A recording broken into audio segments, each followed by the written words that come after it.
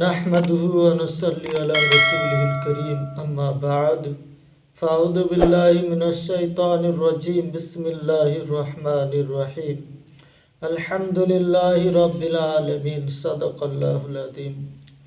میرے عزیز ساتھیوں، آج بھی میرا بیان ہوگا عقیدے کے سلسلے میں، عقیدے کے بارے میں بغور سماعت فرمائیں گے۔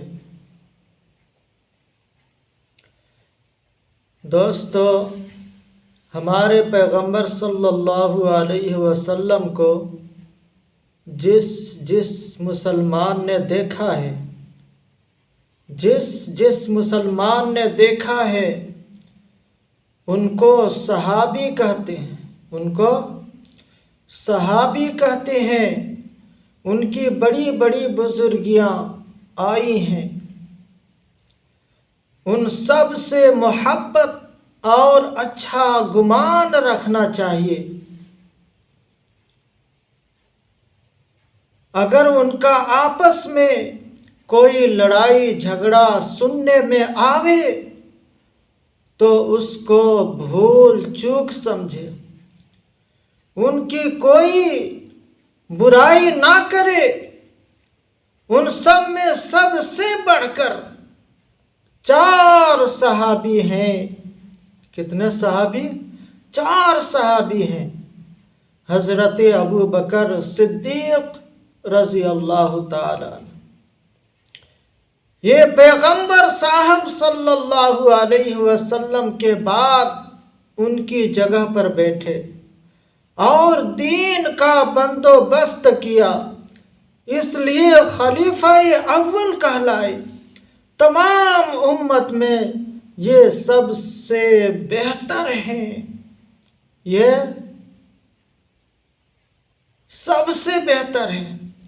ان کے بعد حضرت عمر فاروق رضی اللہ تعالی عنہ، یہ دوسرے خلیفہ ہیں۔ ان کے بعد حضرت عثمان غنی رضی اللہ تعالی عنہ، یہ تیسرے خلیفہ ہیں۔ ان کے بعد حضرت علی رضی اللہ تعالی عنہ، یہ چوتھے خلیفہ ہیں۔ میرے محترم سامعین، صحابی کا اتنا بڑا رتبہ ہے، اتنا بڑا رتبہ ہے کہ بڑے سے بڑا ولی بھی ادنا درجے کے صحابی کے برابر مرتبہ میں نہیں پہنچ سکتا۔ سبحان اللہ، صحابہ کے اتنا مقام و مرتبہ ہے۔ میرے محترم، پیغمبر صاحب کی اولاد اور بیویاں سب تعظیم کے لائق ہیں، سب تعظیم کے لائق ہیں۔ اولاد میں سب سے بڑا مرتبہ، اولاد میں سب سے بڑا مرتبہ حضرت فاطمہ رضی اللہ تعالی عنہا کا ہے، حضرت فاطمہ کا ہے۔ اور بیویوں میں حضرت خدیجہ رضی اللہ تعالی عنہا اور حضرت عائشہ صدیقہ رضی اللہ تعالی عنہا کا ہے۔ سامعین، ایمان جب درست ہوتا ہے اور اللہ اور رسول اللہ صلی اللہ علیہ وسلم کو سب باتوں میں سچا سمجھے اور ان سب کو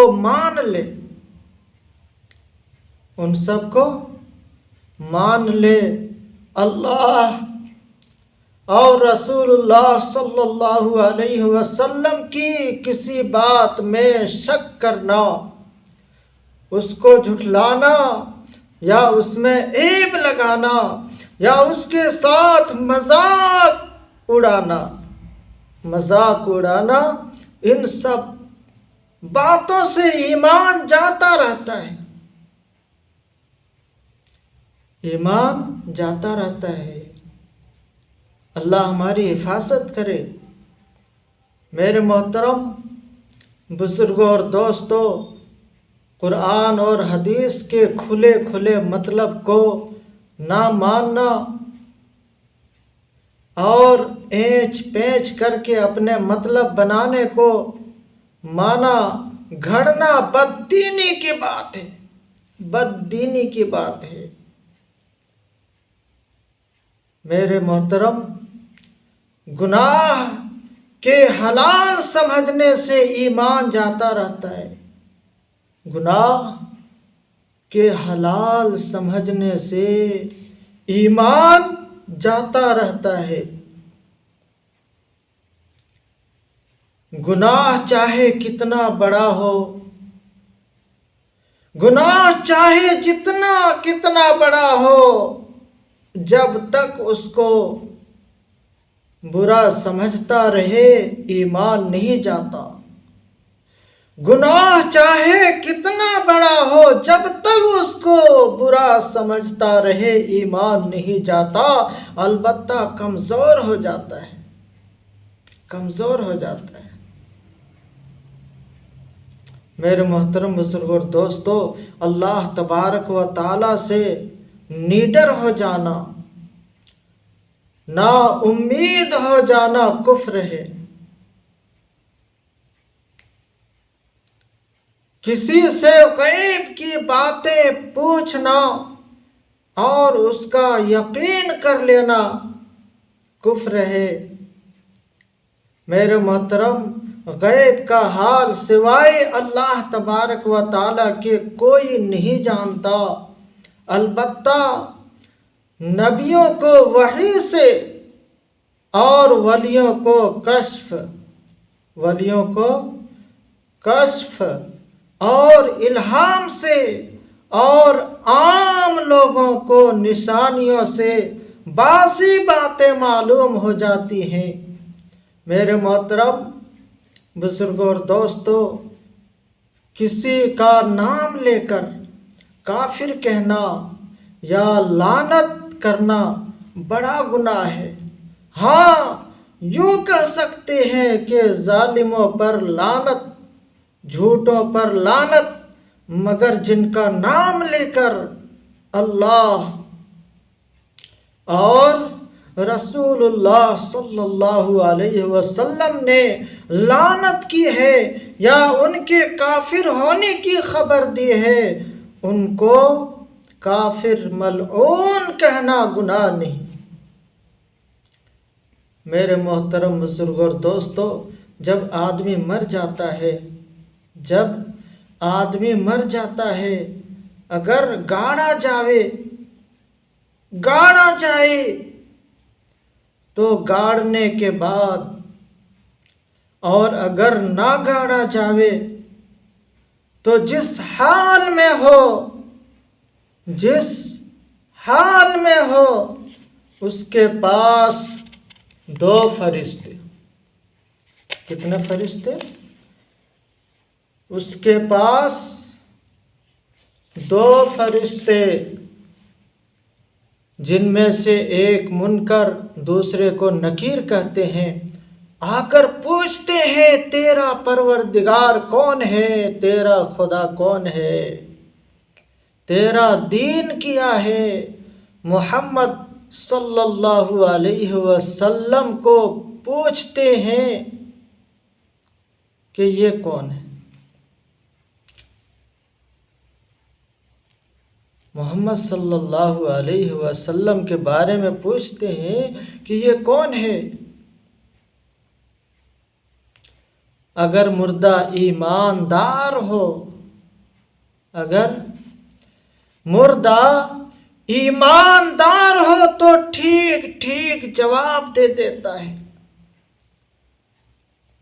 ٹھیک جواب دے دیتا ہے۔ پھر اس کے لیے سب طرح کا چین ہے، سکون ہے، جنت کی طرف کھڑکی کھول دیتے ہیں، جنت کی طرف کھڑکی کھول دیتے ہیں، جس سے ٹھنڈی ٹھنڈی ہوا اور خوشبو آتی ہے اور وہ مزے میں پڑ کر سوتا ہے۔ اور اگر مردہ ایماندار نہ ہو تو وہ سب باتوں میں کہتا ہے، تو وہ سب باتوں میں کہتا ہے کہ مجھے کچھ خبر نہیں، مجھے کچھ خبر نہیں۔ اس پر بڑی سختی اور عذاب قیامت تک ہوتا رہتا ہے، اور بعضوں کو اللہ تبارک و تعالی یہ امتحان معاف کر دیتے ہیں، مگر یہ سب باتیں مردے کو معلوم ہوتی ہیں۔ یہ سب باتیں مردے کو معلوم ہوتی ہیں، ہم لوگ نہیں دیکھتے، ہم لوگ نہیں دیکھتے۔ جیسے سوتا آدمی خواب سب کچھ دیکھتا ہے، سوتا آدمی خواب سب کچھ دیکھتا ہے، اور جاگتا آدمی اس کے پاس بے خبر بیٹھا رہتا ہے۔ عزیزم، میرے محترم بزرگوں اور دوستوں، مرنے کے بعد ہر روز صبح اور شام مردے کا جو ٹھکانہ ہے دکھایا جاتا ہے۔ صبح اور شام مردے کا جو ٹھکانہ ہے نا دکھایا جاتا ہے۔ جنتی کو جنت دکھلا کر خوشخبری دیتے ہیں، اور دوزخی کو دوزخ دکھلا کر حسرت بڑھاتے ہیں۔ میرے محترم بزرگوں اور دوستو، مردے کے لیے دعا یا کچھ خیرات وغیرہ بخشنے سے اس کو ثواب پہنچتا ہے۔ کیا پہنچتا ہے؟ ثواب پہنچتا ہے، اور اس سے اس کو بڑا فائدہ ہوتا ہے۔ میرے محترم، اللہ اور رسول اللہ صلی اللہ علیہ وسلم نے جتنی نشانیاں قیامت کی بتلائی ہیں سب ضرور ہونے والی ہیں، ضرور ہونے والی ہیں۔ امام مہدی علیہ السلام ظاہر ہوں گے اور خوب انصاف سے بادشاہی کریں گے۔ کانا دجال نکلے گا اور دنیا میں بہت فساد مچائے گا۔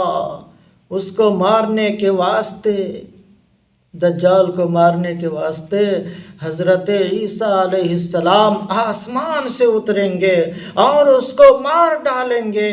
یاجوج ماجوج بڑے زبردست لوگ ہیں، بڑے زبردست لوگ ہیں، وہ تمام زمین پر پھیل پڑیں گے اور بڑا اودھم مچائیں گے، پھر خدا کے قہر سے ہلاک ہوں گے۔ ایک عجیب طرح کا جانور زمین سے نکلے گا،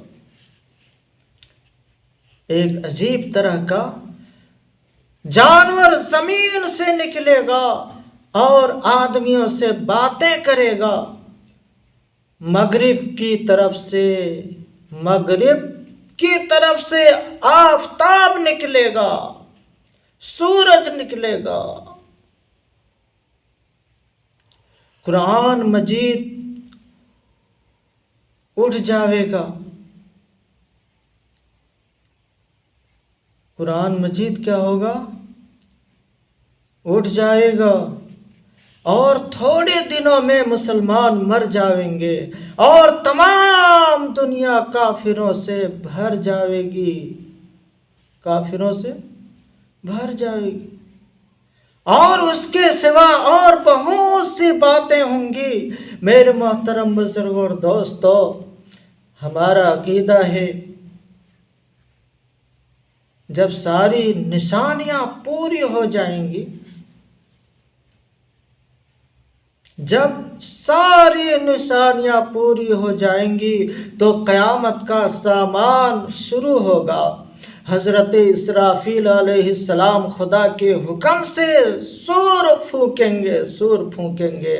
یہ سور ایک بہت بڑی چیز سینگ کی شکل پر ہے، سینگ کی شکل پر ہے، اور اس سور کے پھونکنے سے تمام زمین و آسمان پھٹ کر ٹکڑے ٹکڑے ہو جائیں گے، تمام مخلوقات مر جائے گی، اور جو مر چکے ہیں جو مر چکے ہیں ان کی روحیں بے ہوش ہو جائیں گی. یہ ہمارا عقیدہ ہے. مگر اللہ تبارک و تعالیٰ کو جن کا بچانا منظور ہے وہ اپنے حال پر رہیں گے. ایک مدت اسی کیفیت پر گزر جائے گی. ہمارا عقیدہ ہے دوستو، پھر جب اللہ تبارک و تعالیٰ کو منظور ہوگا تمام عالم پھر پیدا ہو جائے. تمام عالم پھر پیدا ہو جائے تو دوسری بار پھر سور پھونکا جاوے گا. اس سے پھر سارا عالم پیدا ہو جائے گا. پورا عالم پیدا ہو جائے گا. مردے زندہ ہو جائیں گے. یہ ہمارا عقیدہ ہے. اور قیامت کے میدان میں سب اکٹھے ہوں گے اور وہاں کی تکلیفوں سے گھبرا کر سب پیغمبروں کے پاس سفارش کرانے جاویں گے. آخر ہمارے پیغمبر صاحب صلی اللہ علیہ وسلم سفارش کریں گے. ترازو کھڑی کی جائے گی. ترازو کھڑی کی جائے گی. برے بھلے عمل تولے جائیں گے. ان کا حساب ہوگا. بازے بے حساب جنت میں چلے جائیں گے بغیر حساب کتاب کے. کچھ لوگ ایسے ہوں گے بنا حساب کے جنت میں چلے جائیں گے. نیکوں کا نامہ اعمال داہنے ہاتھ میں اور بدوں کا بائیں ہاتھ میں دیا جائے گا. پیغمبر صلی اللہ علیہ وسلم اپنی امت کو حوض کوثر کا پانی پلائیں گے. سبحان اللہ. یہ ہمارا عقیدہ ہے. سرکاری دو عالم صلی اللہ علیہ وسلم اپنی امت کو قیامت کے دن میدان محشر میں حوض کوثر کا پانی پلائیں گے جو دودھ سے زیادہ سفید اور شہد سے زیادہ میٹھا ہوگا. سبحان اللہ سبحان اللہ. پلسرات پر چلنا ہوگا. جو نیک لوگ ہیں وہ اس سے پار ہو کر بہشت میں جنت میں پہنچ جائیں گے. جو بد ہیں وہ اس پر سے دوزخ میں گر پڑیں گے.